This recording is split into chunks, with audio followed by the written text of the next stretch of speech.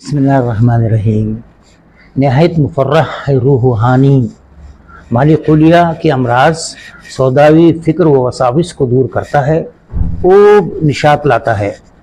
मरवारी 5 ग्राम, कोहरबा 5 ग्राम, मरजान 5 ग्राम, नाल बदख्शी 5 ग्राम, याकूत रूमानी 5 ग्राम, फ्रेंच मुश्क 5 ग्राम, बरगी गावजमान 5 ग्राम, अंबर या शब 5 ग्राम, वर्क़ तिला 5 ग्राम, वर्क़ नुखरा 5 ग्राम, ज़ाफ़रान 5 ग्राम, अक़ीक़ ज़र्द 5 ग्राम, संदल सफ़ेद 5 ग्राम, करमफल 10 ग्राम, ऊद खमारी 10 ग्राम, काफूर 3 ग्राम, संदल सुर्ख 10 ग्राम, बाद रंज बोया 10 ग्राम, तेज़पात 10 ग्राम, पोस्त करंज 10 ग्राम, चीनी 250 ग्राम।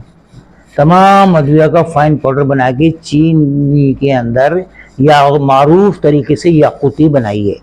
3 ग्राम की मिकदार में इंशाल्लाह दीजिए, बेइंतहा फ़ायदा होगा। सवाब की नीयत से शेयर कीजिए, लाइक कीजिए और सब्सक्राइब कीजिए। अस्सलामु अलैकुम वरहमतुल्लाहि वबरकातुहू।